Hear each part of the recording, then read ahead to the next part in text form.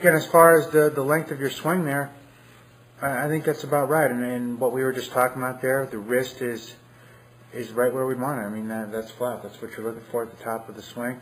Turn number is still good. So yeah, by getting your wrist flat, it won't be able to go back a whole lot farther than that. But that's okay. You're better off with a short swing, especially with the flat wrist.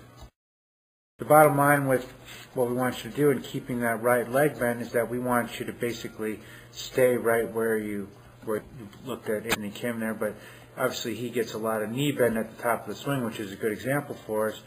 But we don't want you to get, I mean, and part of what that does is it keeps them back too. So if you're straightening, and we don't want your weight getting too far on your toes, what you were mentioning with your foot slipping and things like that, if anything gets more toward your toes, I think that becomes more likely. So we'll just watch out, and we want you to just keep really kind of quiet, keep that right leg bent, and just stay right where you are to the top of the swing. Between keeping the left wrist flat and keeping the knee bent, that's going to prevent you from being able to go back too far, and also with that knee bend, hopefully just stay right where you are. All you're really doing in theory is just turning your shoulders as much as you can to the top. So that's a good position for you. There's no space between your knees, no red numbers at the top, so you're not too far off. This is almost an extension of what we were talking about a few times back when we were just really focusing on keeping the right leg bent.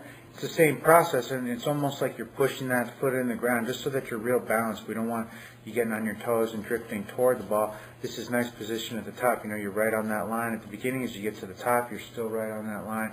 You look like you're a little bit more balanced. You haven't shifted your weight around. I think by really planting that right foot in the ground, that'll keep you nice and balanced. And like we said, if anything, not on your toes, maybe middle of your foot or toward your heel a little.